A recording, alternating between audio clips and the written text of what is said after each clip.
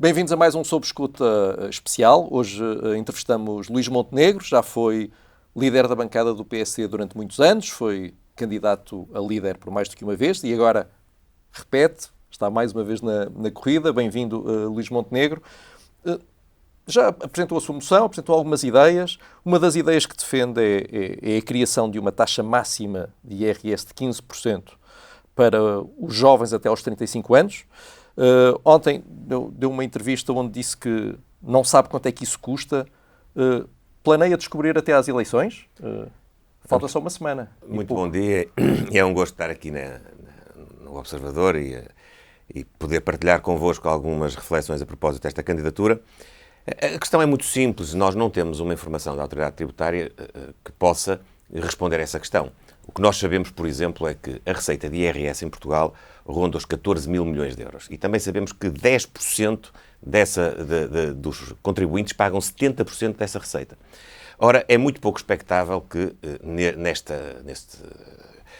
patamar de pessoas que é mínimo face ao volume de receita que é arrecadada estejam jovens. Portanto, não estamos aqui a falar de uma despesa ou de uma receita, no caso, que não é arrecadada, com um significado global muito significativo. Mas tem um significado político, esse sim, com muito significado. Qual é?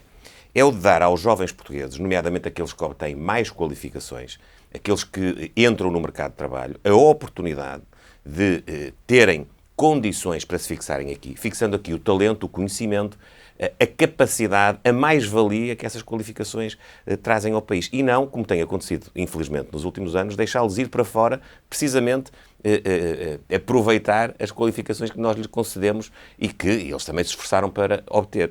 Ou seja, eu não tenho uma conta para apresentar, porque ela não é possível. Tenho a expectativa que, para cada caso concreto de um jovem entre os 25 e os 35 anos, sobretudo as pessoas de quem estamos a falar, com o rendimento médio, pode ter aqui uma vantagem que o possa fazer optar por ficar cá e reter. Com rendimento médio ou com qualquer rendimento? Não é com qualquer rendimento. Nós não temos um desenho final da medida, nós apresentámos a ideia. Posso-lhe dizer, por exemplo, que nós, quando propusermos a medida em concreto, não vamos integrar no seu âmbito de aplicação os jovens, que apesar de serem jovens, têm o rendimento do último escalão do IRS, porque achamos que nessa franja a questão já não tem, a ratio legis desta medida já não se justifica, porque naturalmente as pessoas já têm uma dimensão de rendimento que não é aquela que nós queremos atingir em termos de retenção de talento e de conhecimento. Há uma coisa também que eu tenho a certeza, é que um casal jovem que hoje paga 30%, 32% de IRS nesta faixa etária, tem hoje uma contribuição. Mas se migrar, a contribuição para a receita em Portugal é zero. Ora, se nós descermos essa contribuição de 30 para 15, nós vamos dar condições a essa família jovem de poder ter mais rendimento para aceder à habitação, estamos a falar do acesso à primeira habitação, por via da aquisição, por via do arrendamento, ter mais condições para poder suprir algumas necessidades em conciliar a vida profissional com a vida familiar, em poder ter filhos, nomeadamente, em poder ter acesso a alguns serviços que... Mas vai perder receita, não é? Não se sabe. Isso não há dúvida, não é? Não se sabe. Eu não posso sequer dizer isso, porque é possível até que a medida, se tiver um efeito muito positivo de retenção de jovens qualificados, possa até gerar mais receita, feitas as contas, apesar do que aquela... O número de jovens qualificados que imigra... ainda é elevado. São algumas dezenas de milhares por ano, tem acontecido nos últimos anos. Mas é muito inferior aos que cá estão, não é? Com certeza que sim, mas fazem cada vez mais falta. E muitos desses, claro, fazem cada vez mais falta. Mas aqui o ponto é estritamente de conta. De perda de receita. Eu percebo, é um bocadinho um exercício de fé, não é? Mas sabe, não é de fé. De fé de que as contas darão certo, não é? Não é verdade. Não é de fé. E vou dizer porque é que não é de fé. Não é de fé por estes princípios e não é de fé porque é evidente que, detendo a política orçamental e financeira na mão, qualquer governo, e nomeadamente um governo liderado por nós, que possa executar esta medida, terá de arranjar as compensações que forem necessárias depois de ter a máquina fiscal à sua disposição, com todas as contas que só a máquina fiscal consegue fazer. Há uma coisa que nós temos que perceber. Nós temos que fazer qualquer coisa na fiscalidade em Portugal. Não é possível continuarmos a ter um Estado que cada vez tira mais recursos à sociedade, cada vez tira mais recursos às pessoas, às famílias, às empresas e cada vez oferece menos até em sentido contrário. Isto é, os serviços públicos estão cada vez pior e têm tido um desinvestimento brutal nos últimos anos. Mas do ponto de vista da competitividade, quer da economia, quer da competitividade em termos de retenção da mão de obra e de mão de obra qualificada, nós não podemos asfixiar mais as pessoas, as famílias, as empresas, sob pena de cada vez sermos menos competitivos, de cada vez termos menos condições para ser também mais produtivos e, portanto, gerar mais investimento e mais crescimento económico. Ainda no tema da fiscalidade, que já percebemos que é um tema importante para si, defende que alguns trabalhadores que atualmente pagam 0 de IRS deveriam receber um reembolso relativo a esse imposto.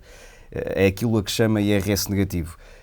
Que reembolso seria este? E, mais uma vez, quanto é que custaria? Nós podemos estar a falar de benefícios fiscais, podemos estar a falar de deduções à coleta, podemos estar a falar de soluções que, do ponto de vista fiscal, não asfixiem as pessoas de mais baixos rendimentos também, porque nós estamos a olhar para uma realidade que muito aberta, ainda não fechou. Com certeza, repare, nós só vamos ter eleições legislativas daqui a 4 anos e meio. Nós vamos ter uma eleição no PSD ou no PSD onde é suposto que as candidaturas e os candidatos apresentem orientações de política. Nós não estamos a apresentar um programa eleitoral.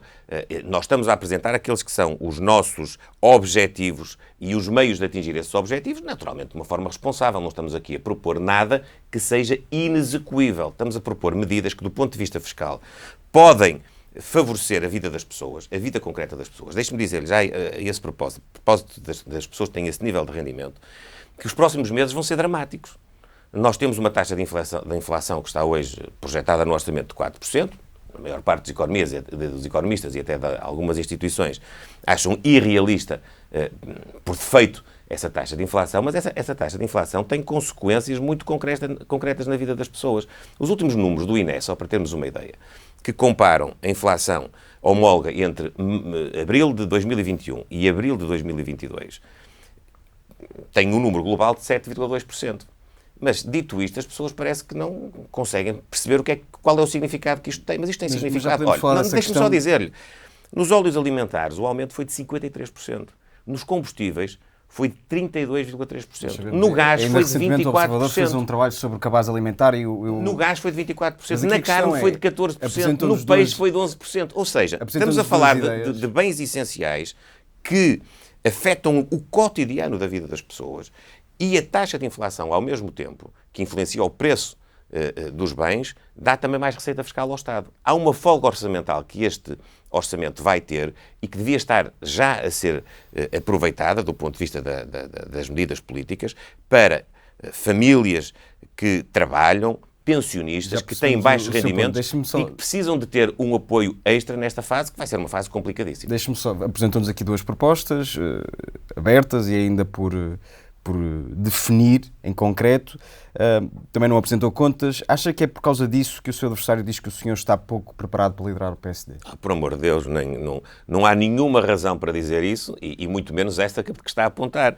Repare, eu quando fixo... O adversário diz que não tem um plano para o país. Não. Eu não vou estar aqui a entrar nesse debate. Posso dizer o seguinte.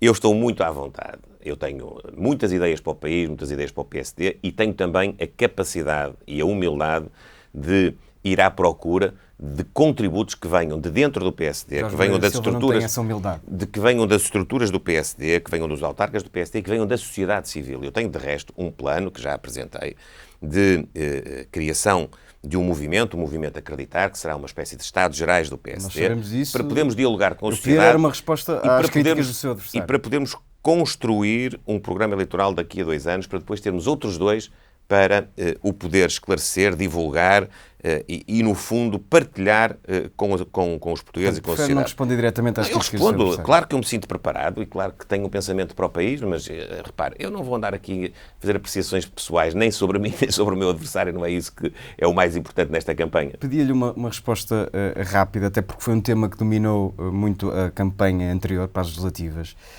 Defende, como sabemos, uma reforma do sistema fiscal. Se só pudesse descer o imposto primeiro, se tivesse que priorizar algum, Começava pelo IRC ou pelo IRS? Começava pelo IRS das classes médias e das classes com mais baixos rendimentos. Mas repare, foi buscar para coordenar a sua moção o professor Joaquim Miranda Sarmento, que foi também autor do último programa eleitoral, ou coautor do último programa eleitoral, que privilegiava precisamente uma descida do IRC. Isso não é uma contradição? Não, não é uma contradição. Eu até perguntou-me qual era a minha prioridade. Eu disse-lhe qual era. Eu acho que as duas coisas devem ser feitas em simultâneo.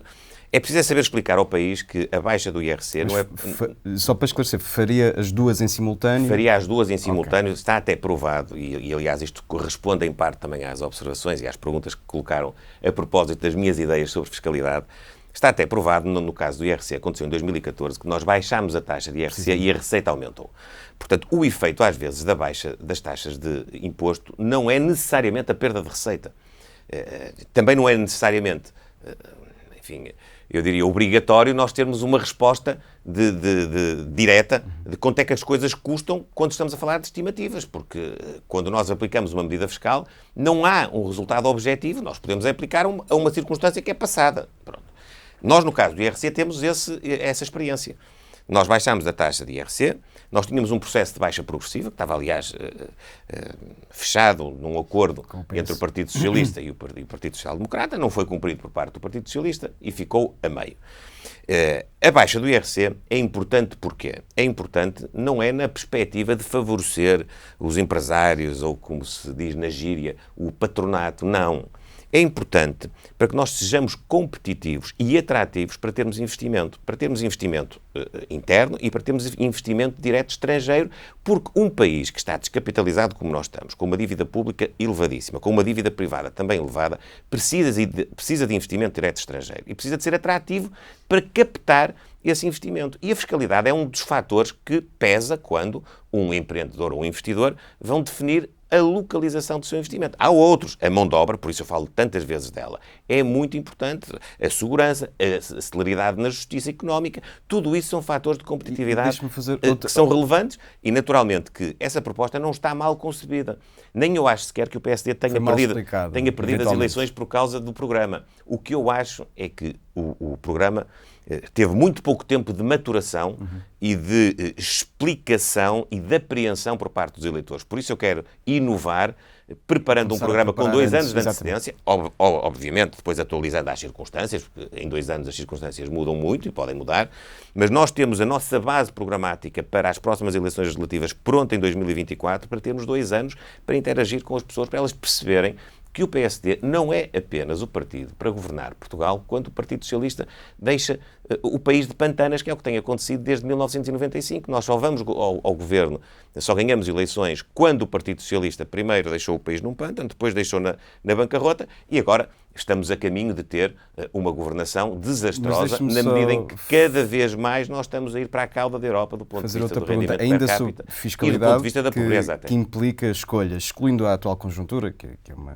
conjuntura excepcional, entende que para responder aos desafios das alterações climáticas, o imposto sobre o carbono deve ser mantido, mesmo que isso implique preços mais elevados nos combustíveis, ou, pelo contrário, devem ser procuradas soluções que não a fiscalidade, ou seja, que não penalizar esse tipo de consumo. A taxa de carbono é necessária. E é necessária para descarbonizar a economia e é necessária do ponto de vista de uma estratégia global que vise combater as alterações climáticas. E eu não tenho dúvidas quanto a isso. Agora, o que nós temos de ter é a sensatez de, em cada momento, podermos intervir também pela via fiscal, de forma a responder àquelas que são as circunstâncias desse momento. Neste momento concreto, a suspensão da aplicação da taxa de carbono sobre os combustíveis é uma inevitabilidade. E é preciso ter abertura para isso. É preciso dizer que nesta altura em que o mercado teve uma oscilação que coloca em causa não só a vida cotidiana das pessoas, mas muito até enfim, a capacidade de elaboração de muita indústria. Há muitas indústrias que hoje ganham mais em estar fechadas do que em estar a elaborar. Sim, mas antes havia queixas de algumas pessoas que diziam que precisam de combustível para ter postos de trabalho. Ou seja, acha que estamos demasiado longe nessa parte fiscal? Nós tínhamos um princípio de neutralidade fiscal que estava subjacente à reforma da economia verde e da fiscalidade verde, por acaso protagonizada e bem pelo meu oponente nestas eleições, Jorge Moreira da Silva, que visava precisamente que as receitas que adivinham das taxas, nomeadamente, depois numa descida em idêntico montante nos impostos sobre as pessoas e sobre as empresas. E esse princípio está correto. Foi abandonado, está correto. Não pode ser aplicado nesta altura porque as circunstâncias do momento não permitem que nós possamos carregar com mais impostos, nomeadamente o acesso a bens imprescindíveis como a energia e os combustíveis. O Luís Montenegro defende também um aumento do salário mínimo dentro do que é compaginável com as condições económicas. O Governo tem um número, que são 900 euros até 2026. Qual é que é o seu valor? Olha, eu gostava que nós pudéssemos atingir no final desta década mais ou menos o dobro do salário mínimo que tínhamos no início desta década. Portanto, nós iniciámos esta década com um salário mínimo a rondar 600 euros e que chegássemos a 2030 com 1.200 euros de salário mínimo nacional. E devo dizer o seguinte, eu sou sensível às teorias económicas segundo as quais o aumento do salário mínimo... euros até 2030, é isso? Eu estou-lhe a dizer, em termos de objetivo nacional, uma década para duplicar o salário mínimo nacional parece-me execuível e parece-me que a economia terá ela própria de construir resultados, de ter crescimento, de ser estimulada para poder dar ao nosso país um nível de rendimento que tenha essa base como mínimo. Portanto, procurando que o rendimento aumente de uma forma transversal, mas essa base como mínimo. Porque isso será fundamental para nós termos competitividade, produtividade e mão de obra, insisto, nos próximos anos. Mas deixe-me dizer-lhe uma coisa, porque é importante, se calhar, clarificar isso em termos de posição política. Nós, e eu faço esse meia-culpa também, no PSD temos, nos últimos anos, insistido muito naquilo que é a base da teoria económica. Os salários devem acompanhar a capacidade de criação de riqueza, a capacidade de crescimento, e isso é um facto indesmentível. Nós não podemos pagar os valores que não sejam gerados pela atividade económica. Isso é óbvio. Mas também é verdade que os últimos anos mostraram que a economia portuguesa consegue, desse ponto de vista, ter alguma adaptação, nomeadamente naquilo que é a fixação do salário mínimo. Portanto, os aumentos que o Governo está a fazer têm sido bem feitos. Têm sido bem feitos e devem continuar e até, se possível, até subir um pouco, porque a economia consegue... Ou seja, dentro deste espaço temporal que define, em 2026 o salário mínimo até pode estar acima dos 900 euros que o Governo estipula. Se a economia, aí sim, se a economia tiver um nível de crescimento e um nível de desempenho que nós temos que esperar, porque eu não desejo que a governação do Partido Socialista corra mal. Eu desejo ganhar as eleições em 2026, apesar da governação do Partido Socialista trazer benefícios para o povo português e para a economia portuguesa. Eu não quero que o PSD volte a ser governo apenas e só porque o Partido Socialista desbarata oportunidades em cima de oportunidades e nós teremos oportunidades de financiamento enormes nos próximos anos, quer por via do PRR, quer por via do Portugal 2030. Mas eu quero lhe responder essa questão diretamente.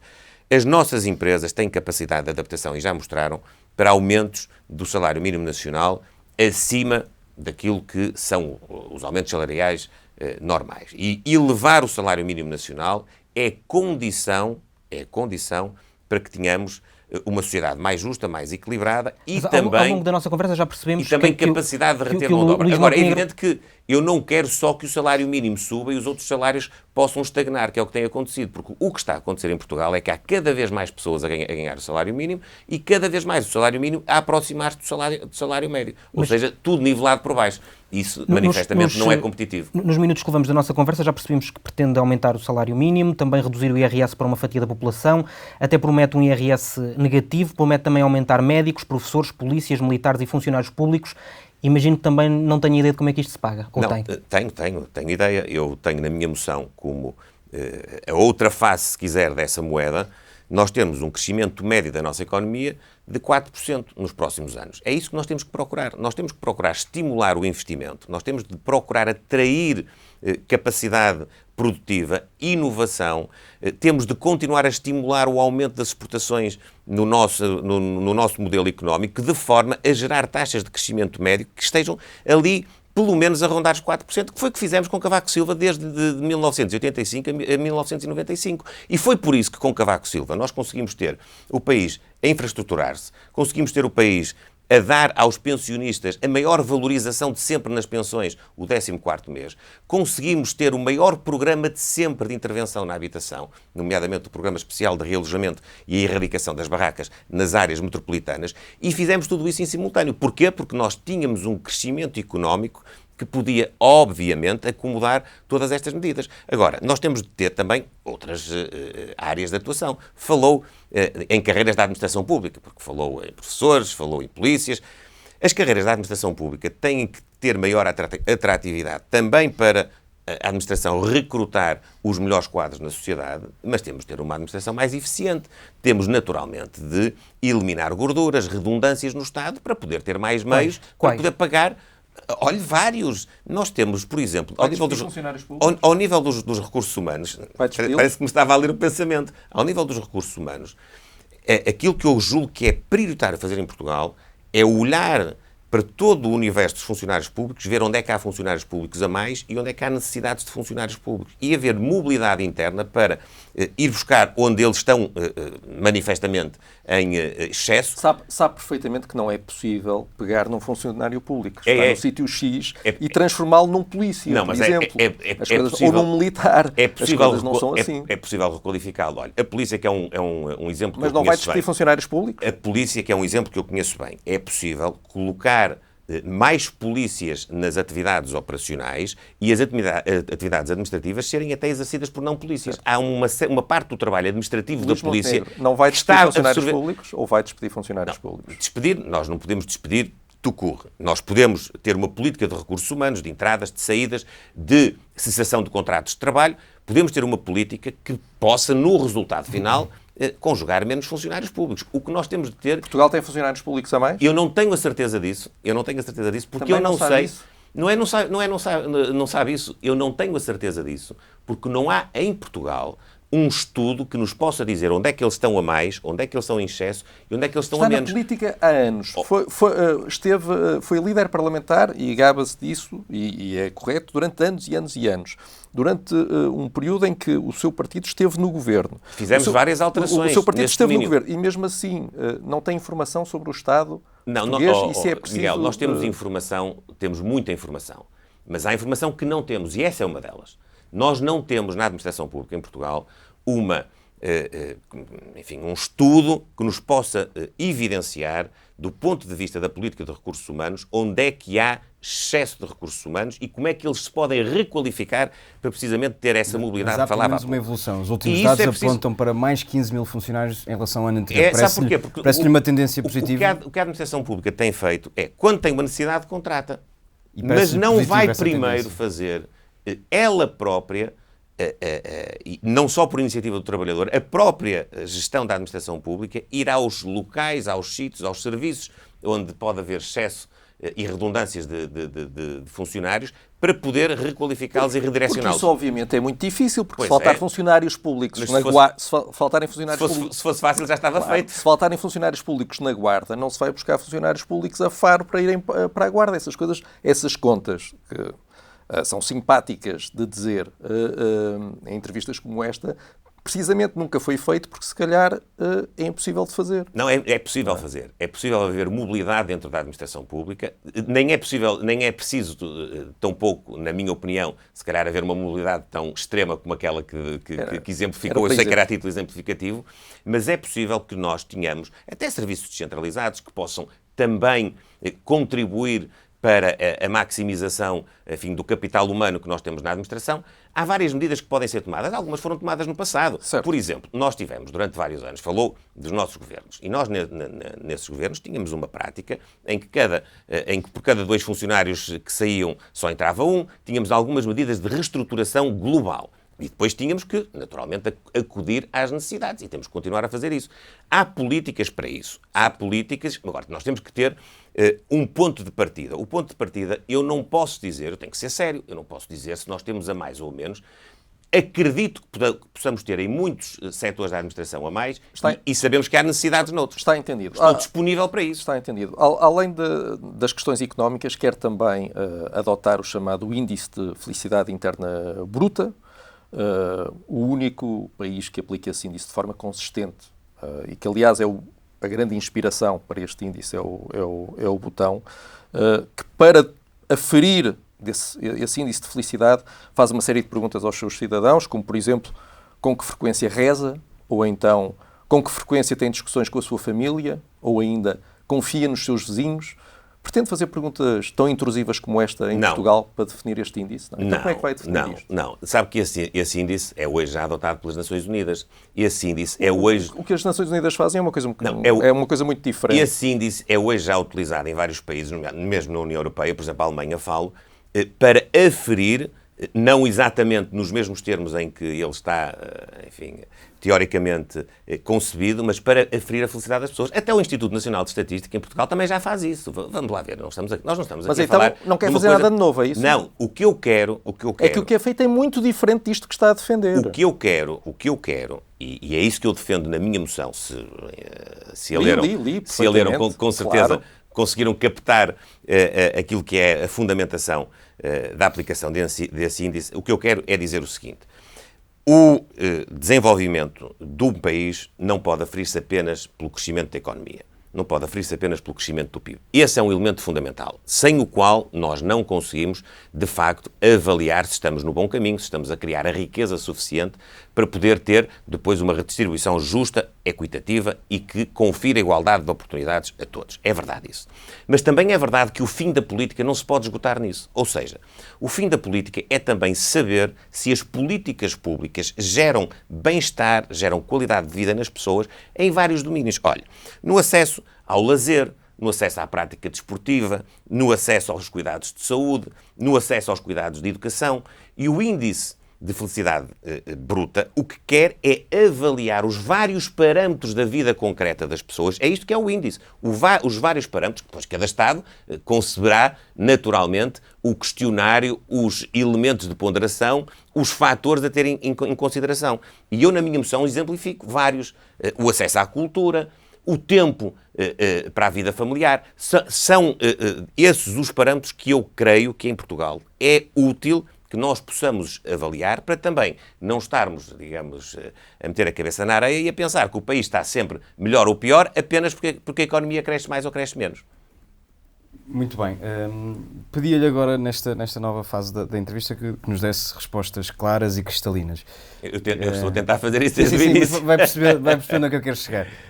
Se ficar em primeiro lugar nas legislativas, mas precisar de mais apoios para ter uma maioria estável no Parlamento, admite fazer um acordo com o Chega semelhante ao que existe nos Açores?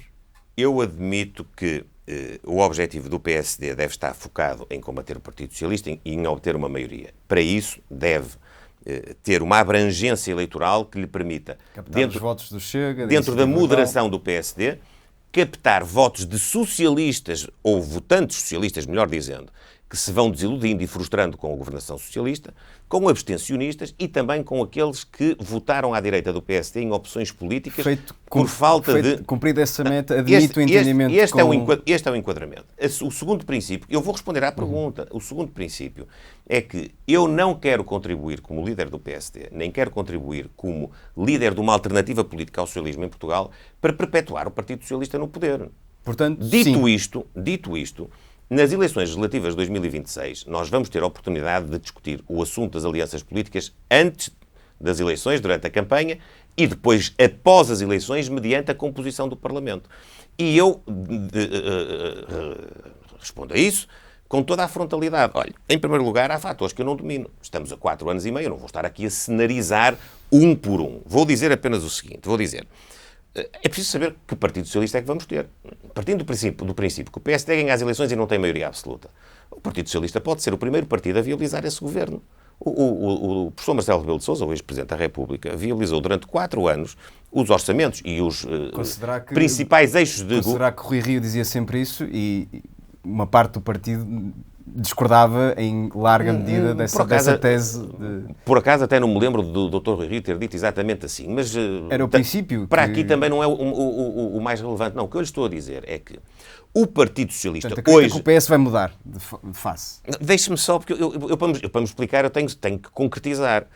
O Partido Socialista do Dr. António Costa não tem esta disponibilidade. Perdeu as eleições em 2015 e quis fazer um governo com o Partido Comunista e com o Bloco de Esquerda. Ou seja, fez o contrário do que o PSD tinha feito com o Marcelo Rebelo de Sousa. Eu não sei se nas próximas eleições legislativas o candidato do Partido Socialista é ou não o Dr. António Costa. Se for o Dr. António Costa, eu tenho o primeiro pressuposto. Acabou, não há conversa, nós já sabemos, ele não quer e, portanto, esse assunto está arrumado. Pedro Nuno Santos logo se for outro líder, nós temos de saber qual é a posição desse líder. É só para lhe dizer que há 4 anos e meio há perguntas às quais eu não consigo responder. Eu também não sei que representação vai ter o Chega ou vai ter a Iniciativa Liberal.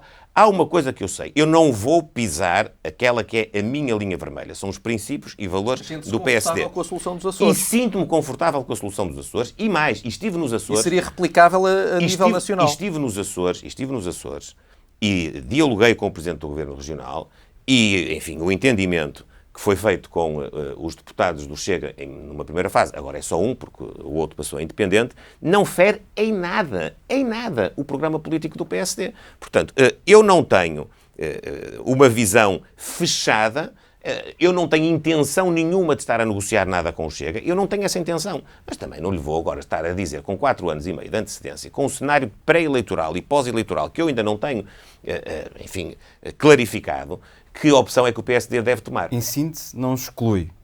Isso é justo dizer que não exclui nem um eventual acordo de entendimento com o PS, nem com o Chega, se vier a verificar. Eu não quero, mas eu também não quero perpetuar o Partido Socialista no poder. Deixa-me só fazer uma pergunta também de um cenário que abordou há pouco em relação a 2015.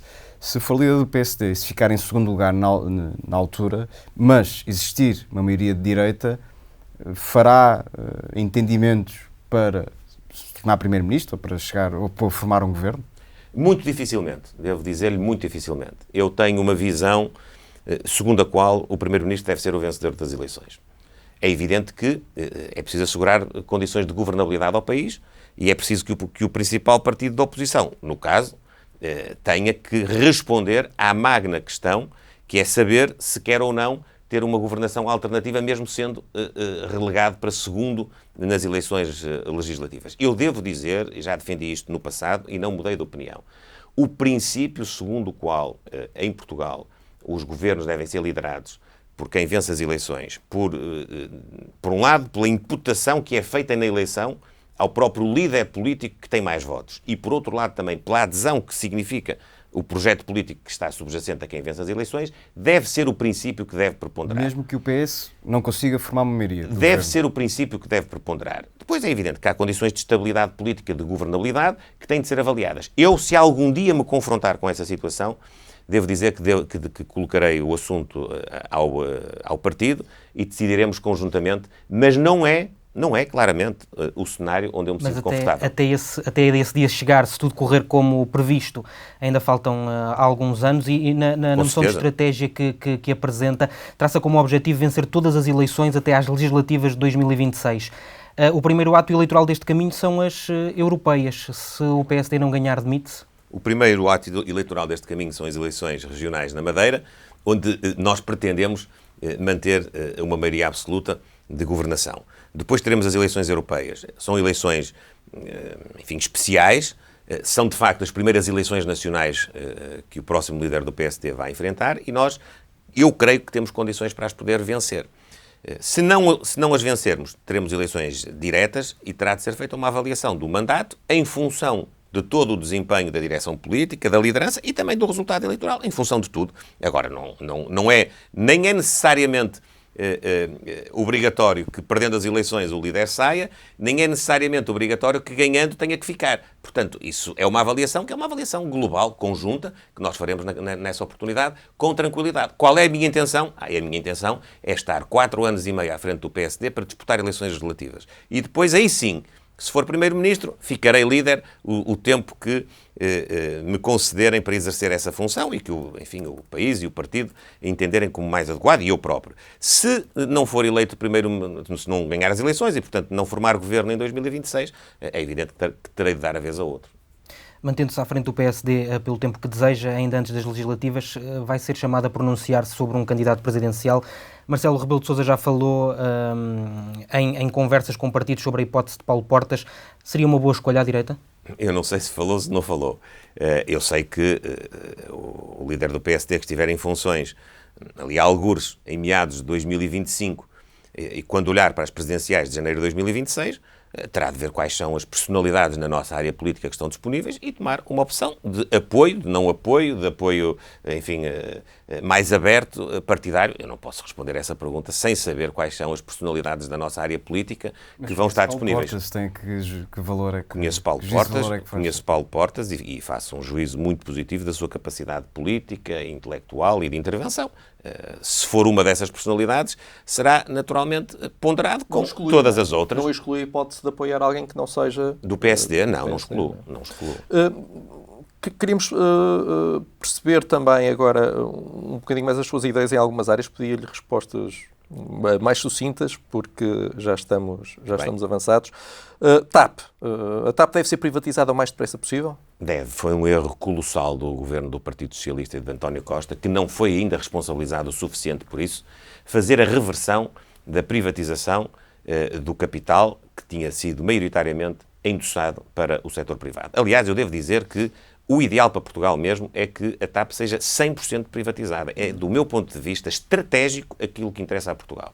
E devo até dizer o seguinte, devo até dizer que há um certo provincianismo no argumentário segundo o qual uma companhia de bandeira garante por si só o cumprimento do desígnio estratégico de nós termos determinadas rotas. Não é verdade. Há a possibilidade dos Estados poderem contratualizar, de alguma forma até facilitar operações de empresas privadas que cumpram esses objetivos. E eu, sinceramente, acho que em Portugal se tem de discutir isto com total abertura. Outro caso clássico que é falado normalmente é o da banca, a questão da Caixa Geral de Depósitos. Logo no início da liderança de Pedro Passos Coelho falou-se na possibilidade de privatização. Acha que deve ser privatizado? Aí acho que não deve ser privatizado. Acho que uma Caixa Geral de Depósitos que possa ser o garante do sistema bancário, da confiança dos depositantes e, de alguma maneira também, não sendo essa a sua vocação principal, também um certo farol daquilo que pode ser feito em termos de apoio à economia, é uma vantagem do sistema financeiro que nós não devemos desperdiçar. A disciplina de cidadania nas escolas tem levantado algumas polémicas. Acha que deve ser obrigatória?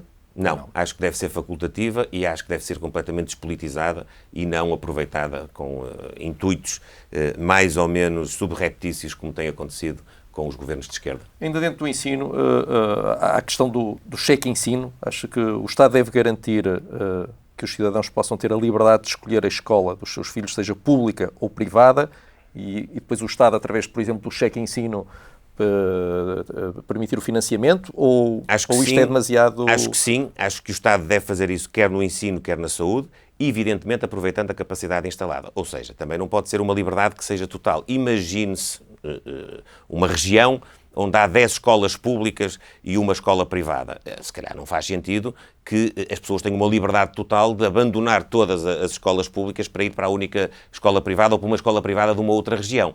Portanto, nós temos também que adequar as medidas àquilo que é a implantação no terreno da capacidade instalada. O que eu não admito como boa gestão pública é em locais onde temos uma escola privada que tem, digamos, o acesso normal das famílias que têm mais condição económica para suportar essa despesa, mas que ao mesmo tempo garante uma oferta às famílias que têm menos recursos através de um apoio do Estado. O Estado vira as costas a essas famílias e, como resposta, vai construir, gastando 4 ou 5 ou 10 ou 15 milhões de euros, como gastou ou como gastaram os governos socialistas, uma escola que vai competir com aquela às portas dessa e que, se calhar, hoje tem metade dos alunos cuja capacidade foi construída. Isso é que, de facto, parece-me um complexo ideológico de tal maneira marcante que chega a ser chocante para mim que no PSD possa haver alguém, ou na esfera política à volta do PSD, possa haver alguém que se sinta menos confortável nos princípios social-democratas para quem defender isto. Sabemos que defende o referendo da eutanásia, mas a verdade é que isto vai ser votado no Parlamento, é mesmo assim, não há volta a dar. Se estivesse no Parlamento, votava como? Votava contra. E a questão da legalização do uso de drogas leves para fins recreativos? Também votava contra. Também votava contra. Muito bem, vamos ainda falar de um passado recente no PSD. Foi um dos maiores críticos de Rui Rio desde o início da liderança do antigo Presidente da Câmara do Porto. Nas últimas diretas não anunciou publicamente a preferência por Paulo Rangel. Sei que numa entrevista recente não conseguiu dizer, ou não quis dizer sequer se votou em Rangel ou Rui Rio. A minha pergunta é, Rui Rio era mau, mas Rangel não foi suficientemente bom para lhe anunciar um voto público? Não, repare, fazer campanha já agora ele? só, eu não quis fazer esse, enfim, não leva a mal a expressão, não quis fazer esse reparo no início. Esta é a segunda vez que um candidato apresenta o PSD, não é a terceira. A primeira e a segunda volta. Sim. Há pessoas que às vezes confundem a realização de um Conselho Nacional onde o Dr. Rui Rio propôs uma moção de confiança como uma candidatura. Não, é só para deixar isso claro. Relativamente à questão que coloca, eu decidi nas últimas eleições diretas não tomar uma posição, apesar de toda a gente perceber que a maior parte das pessoas que pensa como eu e que estiveram comigo tenham estado na candidatura do Dr. Paulo Rangel. As candidaturas tiveram o seu processo de campanha, tiveram, enfim, o resultado que é conhecido. O partido teve uma certa divisão, mas que permitiu ao Dr. Rui Rio ser eleito e, portanto, ser o candidato nas últimas eleições legislativas. Eu não vejo que tenha que estar a esclarecer mais nada sobre isso, sinceramente. A questão foi... Não estou a perceber qual é a questão. Criticou sempre Rui Rio, aliás... Critiquei sempre do ponto de vista estratégico. Claro. Devo, aliás, dizer que o fiz com toda a frontalidade Certo. e lealdade desde o primeiro minuto. Ninguém está a contestar isso. Desde o primeiro minuto. Mas repara, 4 de outubro de 2021, logo depois das autárquicas, deu uma entrevista ao JN em que dizia que Rui Rio ainda não estava preparado para ser alternativa a António Costa. E tinha razão. Se tinha essa convicção já a 4 de outubro, passaram-se pouco mais de 3 meses até às eleições, porquê é que não fez campanha pública por Paulo Rangel? Paulo Rangel não era suficientemente bom para... Repare, para si? são duas questões diferentes. O que eu disse nessa entrevista é que, na minha percepção, o PSD e o seu líder não estavam a ser interpretados do ponto de vista eleitoral pelos eleitores como alternativos ao Partido Socialista, e que isso iria ter um custo. Isso não significa que eu não tivesse apoiado o PSD e o seu líder. Aliás, fui à campanha quando me pediram e não tenho dúvidas nenhumas que o Dr. Rui Rio seria muito melhor Primeiro-Ministro do que o Dr. António Costa. Não tenho dúvidas absolutamente nenhumas. E Paulo Rangel seria melhor Primeiro-Ministro que Rui Rio? E Paulo Rangel também seria melhor do que António Costa. E que Rui Rio? Com o Rui Rio, repare, eu se lhe responder a essa pergunta, vou estar agora a declarar aquilo que não quis declarar na altura, e acho que isso não é delicado da minha parte. As minhas posições políticas podem-me acusar de muitas coisas, mas de não ser direto e de não responder às questões, eu creio que não podem fazer. Neste caso não vai responder. Não estou a responder porque não respondi na altura, é uma questão de apoio. Eu decidi na altura não apoiar ninguém publicamente. E, portanto, não é agora que eu vou fazer. Isso é responder. Mas se era tão mau, por que não apoiar publicamente Paulo Rangel? Já lhe disse, a minha opção foi não tomar posição nessas eleições. Quer perceber porquê? Eu vou-lhe dizer porquê, então. Aliás, eu disse isso no Congresso, mas não há problema nenhum em repetir. Eu tive um período de, vamos chamar-lhe assim, afronta à liderança do Dr. Rui Rio, que redundou num certo extremar de posição, numa criação do ponto de vista interno, dos relacionamentos internos entre militantes, entre dirigentes, que roçou muitas vezes quase o ódio. Houve um nível de conflitualidade interna muito, muito acentuado. E eu, infelizmente, porque eu não tive nunca a intenção disso, mas estava no meio desse fenómeno. E entendi estar 2 anos em silêncio, absolutamente 2 anos em silêncio, até às eleições autárquicas, precisamente para esvaziar esse clima, essa atmosfera quase tribal que estava no PSD. E entendi no fim desse período que não devia intervir no processo de escolha do líder para, se quiser, dar o meu contributo para a reconciliação interna do partido. Olha, quero que eu lhe diga uma coisa, estou até muito satisfeito, porque eu creio que o partido hoje está muito mais coeso, muito mais unido, não tem esses extremismos, as pessoas hoje estão mais próximas umas das outras e é uma condição sem a qual o próximo líder também não terá sucesso. Portanto, creio que foi preciso desanuviar o ambiente interno nos últimos tempos e eu dei o meu contributo para isso, que, é verdade, teve esse epílogo, foi nem sequer participar na contenda interna do final do ano passado. Não ignorará que entre apoiantes de Paulo Rangel, entre muitos apoiantes de Paulo Rangel, há quem defenda ou quem acredite que Luís Montenegro e os seus apoiantes lhe tiraram o tapete. Aliás, foi até uma acusação do seu adversário nesta corrida, Jorge Moreira da Silva, que disse que Paulo Rangel foi traído na reta final de campanha por Olha, Luís no que me Montenegro e diz os seus respeito a apoiantes. mim e às pessoas que eu conheço, isso só tem uma palavra: mentira. É mentira, portanto, é uma mentira que se repete e que, aliás, está hoje aos olhos de todos. Os principais apoiantes e operacionais do Dr. Rui Rio são hoje o sustentáculo da candidatura que é adversária à minha. Portanto, Mas vai voltar a escolher Rangel para... Isso não faz sentido. Olha, Esclareceu isso com Paulo Rangel. o que eu posso dizer... Eu com o Paulo Rangel nunca tive nenhumas dúvidas, eu tenho uma ótima relação com ele, tive antes, tive durante e tenho depois dessas Vai eleições voltar a diretas. escolhê-lo como cabeça de lista para as europeias? Nós escolheremos atempadamente as nossas candidaturas. Deixe-me só dizer uma coisa que é importante, porque o que eu acho que foi a maior surpresa das declarações do meu adversário a propósito de eleições internas foi ele ter declarado com tanta veemência e até de uma forma repetida que tinha votado no Dr. Rui Rio há 2 anos. Isso é que para mim foi a maior surpresa enfim, dos últimos tempos, não ia dizer da minha vida, mas é quase da minha vida política, porque eu nem queria acreditar, nem quero acreditar na adesão que o meu estimadíssimo amigo Jorge Moreira da Silva tem hoje à liderança do Dr. Rui Rio. Sinceramente, não sei de onde é que isso vem. Não vem das opiniões que eu sempre ouvi dele, quer em público, quer em privado. E isso sim é, para mim, uma grande surpresa. Também tem resistido muito em dizer se mantém ou não Paulo Mota Pinto como líder parlamentar. É para manter ou não? Não é uma questão de resistir. Eu já tive a ocasião de dizer. Nós temos um funcionamento partidário, que ainda por cima tem consagração estatutária, mas nem é propriamente aqui a regra estatutária que é relevante. A direção política do partido e a frente parlamentar têm que estar em articulação e em coordenação. E aquilo que eu desejo... Mas compreendo que um dos primeiros atos desta bancada e de Paulo Mota Pinto tenha sido apresentar uma proposta de revisão constitucional a meio de umas eleições diretas? Aquilo que eu quero compreender é que o primeiro ato que eu tenho que ter como Presidente do PSD é reunir com o líder parlamentar e com a sua equipa e garantir conseguimos manter essa articulação. Se garantirmos que temos o melhor modelo de articulação... Mas o Luís Montenegro não gostou desta a direção ideia continuará de as suas revisão funções. constitucional Se agora. acharmos que é preciso fazer acertos, faremos os acertos que forem necessários. Relativamente a essa matéria, também já fui muito claro. E o Dr. Rui Rio também já foi, que já tornou público, aliás, que o projeto não entrou... Não, por culpar, não, por responsabilizar, mas eu assumo a responsabilidade toda. Eu acharia insensato que o PSD, a 2 ou 3 semanas de eleições internas, onde se vai eleger um novo líder e uma nova direção política, entregasse na mesa da Assembleia da República um projeto de revisão da lei eleitoral e da revisão da Constituição. E disse isso ao Presidente do Partido, ele acolheu a minha opinião, disse que se houvesse um dos candidatos que se opusesse, isso não aconteceria, e foi isso que aconteceu. Não entraram e a responsabilidade é minha e eu assumo-a integralmente. Vou pegar nesses projetos, no trabalho meritório que lá está, vou discutir isso com a direção partidária, vou discutir isso com os órgãos eleitos no Congresso e depois com a bancada, e a seu tempo tomaremos a posição sobre quando e com que conteúdo apresentaremos os projetos, nomeadamente de reforma do sistema eleitoral e também da Constituição. Falou-nos aqui da necessidade e do contributo que entende ter tido para tirar um bocadinho da crispação que existia no partido. Estamos agora com uma campanha interna e nem sequer se conseguiu entender com o seu adversário sobre uma data para debates.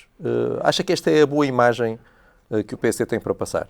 Creio que, pronto, lamento isso e creio que era melhor que houvesse, efetivamente, mas houve aqui circunstâncias que não permitiram, porque nós tínhamos programado um debate televisivo esta semana. Infelizmente, o meu oponente foi infectado pelo vírus da Covid-19 e inviabilizou a realização do debate esta semana. Na próxima semana tínhamos um debate previsto para a rádio, num dia que não era compatível com a agenda dele, e depois o dia seguinte também não era compatível com a minha, acabámos por não ter oportunidade de o realizar. Então, mas agora, não tem 40 minutos para um debate? Não, nós temos muito tempo agora. Em todo o caso, o que é preciso ressalvar? Nós já estivemos 2 vezes os dois com 2 estruturas autónomas, as mulheres social-democratas e os trabalhadores social-democratas. Vamos estar sábado com a JSD, num Conselho Nacional da JSD. Nós temos todos muitas capacidades de intervir e de esclarecer os nossos posicionamentos em entrevistas como esta. Esta é, salvo erro, a 14ª entrevista que eu dou nesta campanha eleitoral. Ainda tenho mais umas 6 para realizar. Então, afinal, já não fazem falta de debate. Eu já vou em mais de 30 sessões e encontros com militantes. Ainda tenho mais cerca de 20 pela frente. Os debates são importantes, mas não são o único meio de esclarecer. Eu não vou estar agora a dramatizar uma situação que é, nós não conseguimos chegar efetivamente a esse entendimento que dependia de nós e dependia também dos órgãos de comunicação social. Sim, mas quer dizer, para a frente. Olha, aqui temos-lo assim, temos um órgão de comunicação social, se quiser avançar um dia e uma hora, nós depois falamos com a outra candidatura para se fazer esse debate. São 40 minutos. Eu sei, nós já tivemos essa discussão, não foi possível chegar a esse entendimento, não vamos estar a bater mais no ceguinho, como se costuma dizer. Vamos andar para a frente, vamos esclarecer os militantes e vamos fazer a campanha. Sem debate. Sem debate. Sem debate. Infelizmente, sem debate. Luís Montenegro, obrigado por ter vindo à Rádio Observador. Foi mais um Sob Escuta especial. Voltamos em breve.